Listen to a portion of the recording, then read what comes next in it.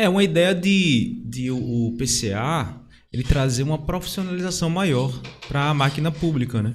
Para a gente diminuir o máximo possível, né, Jorge? Aquela história de que é o para ontem, chega mais um ponto para fazer, mais uma contratação chega. A ideia é que a gente consiga sistematizar, pensar no longo prazo, pensar no futuro, para que agora a gente se organize e lá na frente a gente tenha esse planejamento bem marcado. Então, a função principal do PCA é justamente harmonizar as compras públicas no tempo, dar uma informação ao mercado do que é que a administração pública deseja contratar, evitar a repetição de objetos, porque às vezes você está lá e de repente chega uma demanda que já foi repetida de outra secretaria, que foi de outra secretaria. O planejamento justamente você compila, você consolida, né, essas contratações, essas demandas. Você tem uma visão macro, uma visão ampla, para poder organizar no dia a dia depois a preparação. Por isso que, como você falou na sua abertura, que é justamente uma ideia de você alinhar o que é estratégico ao operacional. Ele tem uma função tática mesmo. Ele tem uma função tática de você fazer esse meio de campo. E é um princípio de governança mesmo, né? Você aliar a parte estratégica com a parte operacional, né? Com certeza. E eu acho também que a gente pode falar que, de certa forma, protege o gestor. Protege todo mundo que está ali abaixo dele, vamos dizer assim, porque a gente sabe que algumas demandas acabam chegando de cima para baixo, de formas urgentes, de forma emergencial, né? E se você tem um plano de contratações anual, você consegue meio que dar um freio em algumas coisas. Não que isso tudo vai ser freado, porque algumas coisas realmente aparecem de última hora, mas a maioria, acho quase a totalidade, né? Consegue se organizar, que você faz um calendário das contratações. Faz um calendário, até porque essa lei o pessoal chama da lei da governança das compras públicas, né? Que é uma novidade também. Muita gente está falando, mas o próprio artigo 11, parágrafo único, traz essa responsabilidade da alta cúpula, da alta administração, da governança das contratações, e tem completamente a ver a necessidade de você bem planejar, trazer a estratégia das compras públicas, transformando isso num planejamento mesmo, real, concreto, sendo publicado, dizendo o que é que eu vou contratar para ano que vem.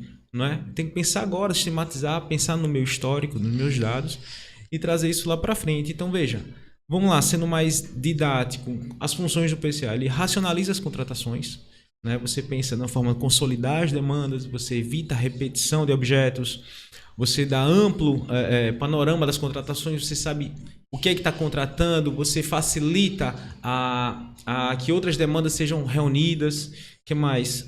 Reduz os riscos de fracionamento de despesa, né? Que o pessoal faz dispensa. Tudo bem, tem vários critérios. Um dia a gente vai debater sobre dispensa aqui, né? Foi um tema que até veio... Um tema forte. Veio na enquete, né? Veio na enquete. Imagino. E é muito... Com o aumento, então, do valor, não é? E outra função fundamental é justamente dar subsídios à elaboração das leis orçamentárias, né? Afinal de contas, compras públicas é a saída de grana, a saída de recursos públicos, né? Sim. Junto com recursos humanos, compras públicas é a grande saída de despesas. Então você tem que estar isso previsto nas leis orçamentárias. Então tem que estar concatenado o que é que vai ser previsto lá. Eu tenho que pensar agora o que é que eu vou comprar. O que é que eu vou comprar, o que é que eu vou gastar, né? Então tem que se prever dessa forma. Tem um ponto que você falou aí que é interessante, que eu trabalho com consultoria para fornecedores, né?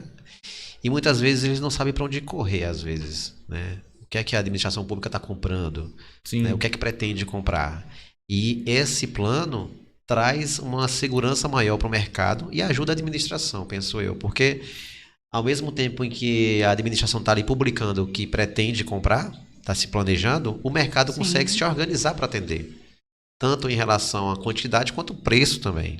Se eu tenho uma previsão... Eu lembro que alguns anos atrás, quando eu trabalhava em indústria de imobiliário, a gente pesquisava no Compranet Federal os termos, as intenções de registro de preço. Dava para pesquisar as intenções de registro de preço. Ainda dá, eu acho. E aí a gente conseguia ter uma ideia do que é que a administração... Porque a intenção de registro de preço é para o participante. Sim. Mas a gente conseguia enxergar e ter uma ideia do que é que o mercado estava precisando, mercado público, né? Eu acho que a ideia do plano de contratações anual também passa por aí, né? Muito. Então, para o fornecedor isso é importante também, né? E ajuda na competitividade, na redução do preço, porque a economia, além da economia de escala, um fornecedor, vamos dizer que no meu calendário de contratação para o ano 2025, eu tenho uma estimativa de comprar 250 máquinas, impressoras. O fornecedor que já olhou meu plano disse, olha, aquele município vai precisar em julho de 250 impressoras. Ele já negocia com o mercado chinês, né? Ele já fala antes, já negocia preço e já tem um menor preço para trabalhar com aquele quantitativo. Ele se prepara, né? Ele não é pego de supetão com o edital sendo publicado, ele com 10 dias úteis para poder preparar a proposta, correr atrás disso tudo. Exatamente. Então, se ele já sabe, claro, contanto que a administração cumpra aquele planejamento, cumpra aquele plano, e que aquele plano seja factível, né? Que aquele plano seja real, não seja para inglês ver, seja um plano baseado em dados, em histórico, e a gente vai discutir, né, as dificuldades de construir o PCA. Mas a ideia é essa, né? Então, sobre esse ponto das funções do PCA, eu acho que é isso.